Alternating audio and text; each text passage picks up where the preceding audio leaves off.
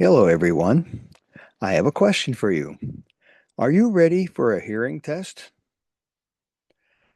There is a passage of scripture that has captured my attention for many years, and I have pondered its strange wording. Let's read this passage. So get your Bible and turn to Luke chapter 8, verses 16 through 18. Luke chapter 8, verses 16 through 18. And the passage reads, verse 16. No one, when he has lit a lamp, covers it with a vessel or puts it under a bed, but sets it on a lampstand, that those who enter may see the light. For nothing is secret that will not be revealed, nor is anything hidden that will not be made known or come to light. I look at this passage and I tell myself, I understand this. I got it. When you light a lamp, which is back in those days an open flame, you don't hide it under a basket or under a bed. And I keep thinking you could set your bed on fire. No, you put it on a lampstand. Shine the light, spread it around. All secrets will be revealed. Nothing can remain hidden forever. It's all written down. And at the great white throne judgment, the dead are judged by the things written in the books. But then in verse 18, Jesus says something that totally blows my mind. Therefore, take heed how you hear, for whoever has, to him more will be given, and whoever does not have, even that which he seems to have will be taken from him. Therefore, take heed how you hear, not what you hear, how you hear. And this raises questions in my mind. So, what is it that we are hearing? Why do we need to be careful how we hear that thing? And I believe the key to interpreting this passage is in the word therefore. Whenever you see the word therefore, we need to ask, what is it therefore? This word always connects us to what happened before this. And I believe this points all the way back to the parable of the sower. This passage is the key to understanding Jesus' teaching about the kingdom. We're going to be going back a little earlier in the passage here. So, I've heard a number of Sunday school teachers tell us or tell the students that a parable is a story that Jesus tells us to help us understand the kingdom of God. That's not true, folks. That's not true. Not at all. Jesus even tells us so in so many words. When he got done with the parable, the crowd was confused about the meaning of the story. And in fact, Jesus' own disciples were often confused as well. Let's look back at verses 9 and 10 of this same passage. Then his disciples asked him, what does this parable mean? And he said, to you it has been given to know the mysteries of the kingdom of God, but to the rest it is given in parables, that seeing they may not see, and hearing they may not understand. Why would Jesus do that? Why would he hide the meaning of the parable from the crowd? And I believe it's about the condition of the heart, not dirt. Jesus explains it in verses 11 through 15. Now, the parable is this: the seed is the word of God. So that answers the what question. What is it we're listening to? What is it we're hearing that we need to be careful how we hear? That answers the what. We're not talking about what the president says or what Hollywood says, but what God says. How do we act when we hear what God is saying? Let's look at the parable. Let's look at verse 12.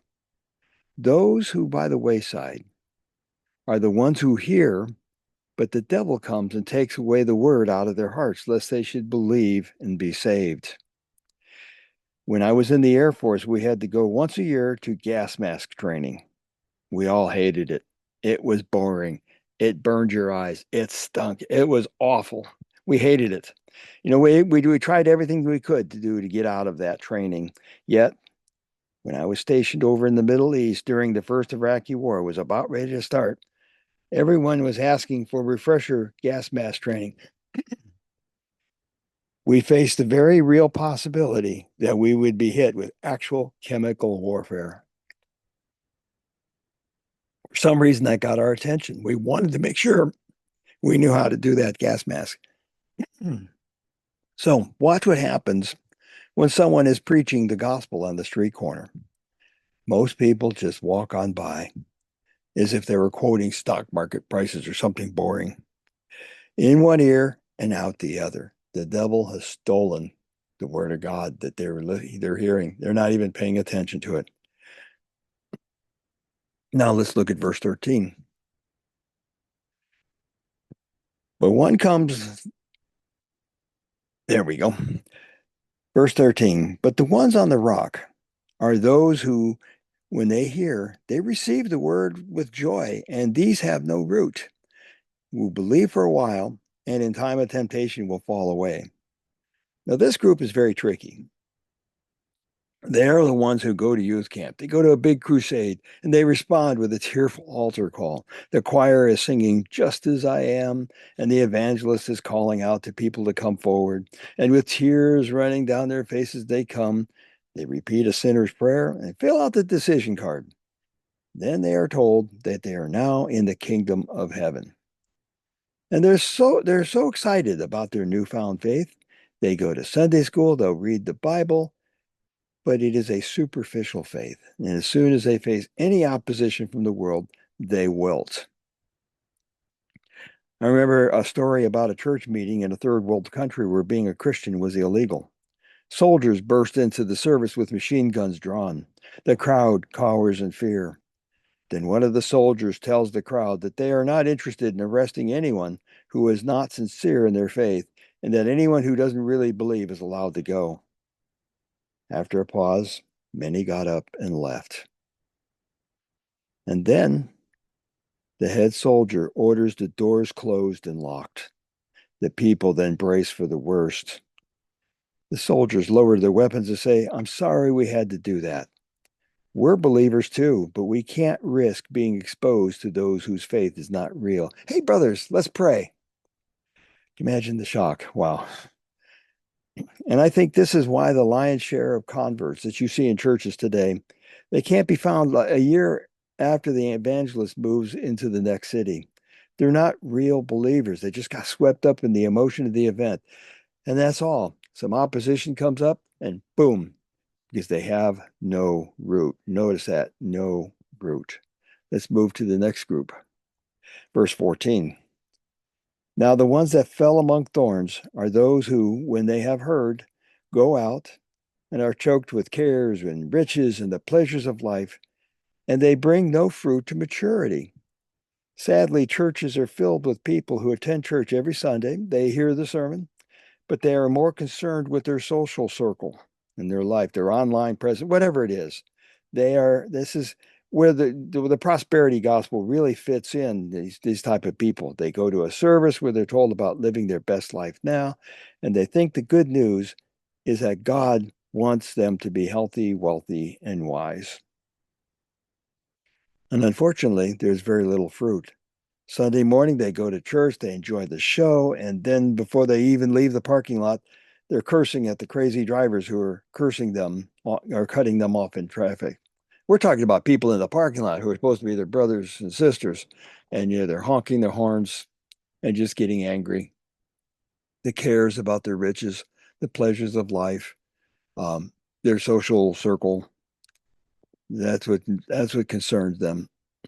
The word is choked and there's no real growth. And then finally, we come to verse 15.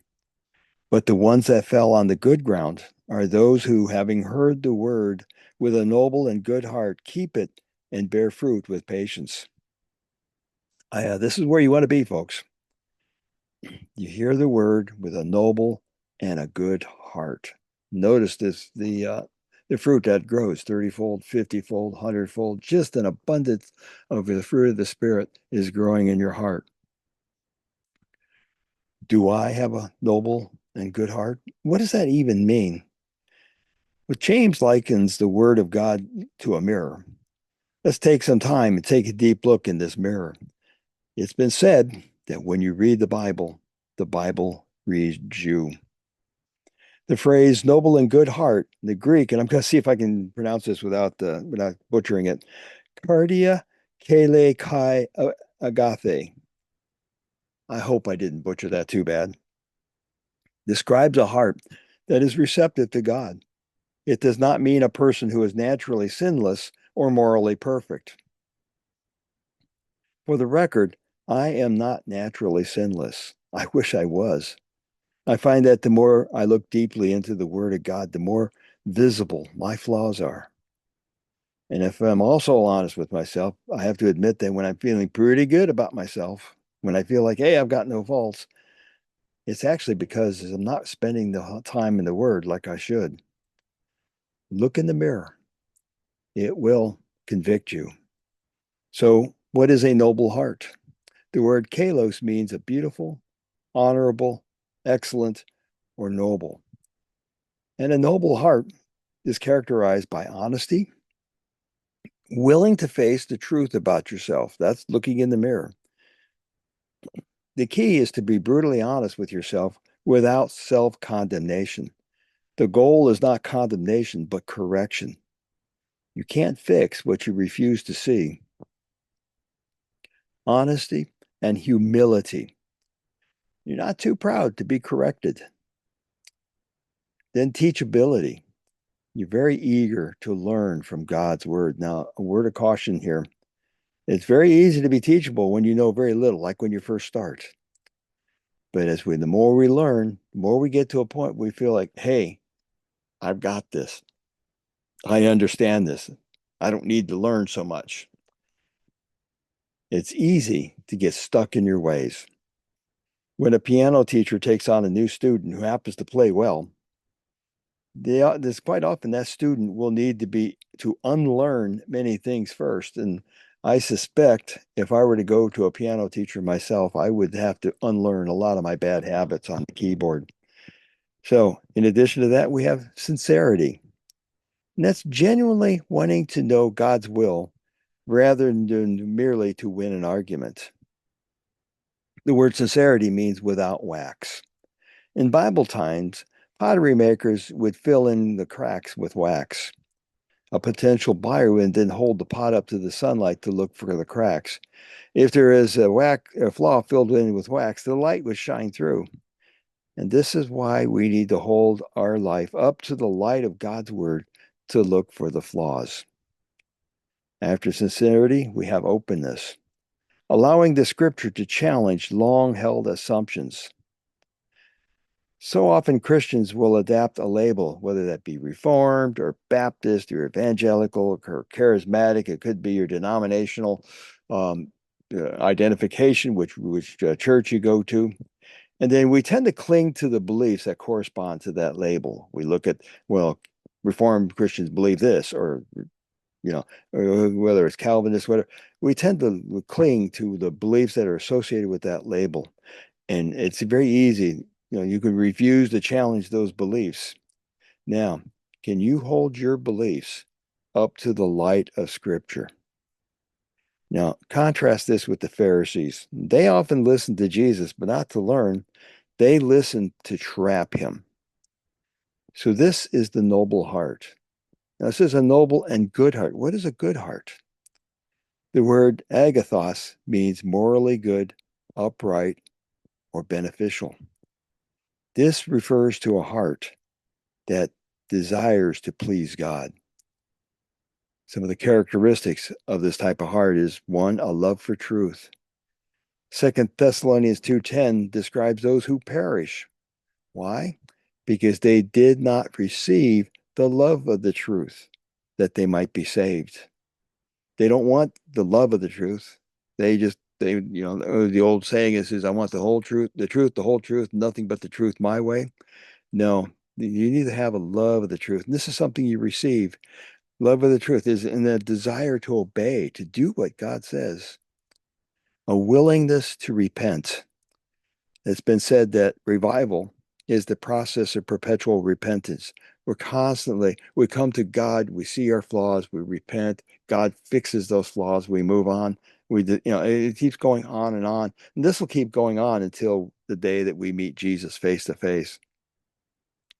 In addition to an unwillingness to repent, we have compassion toward others, and we have integrity when no one else is watching. What do you do when you're all by yourself and no one's watching? Now, we're not talking about perfection.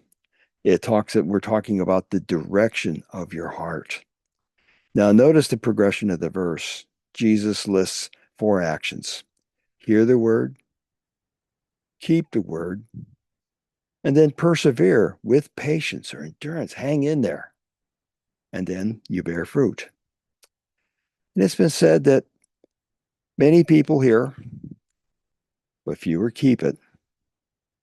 Even fewer will continue through the trials. And those who do will eventually bear fruit.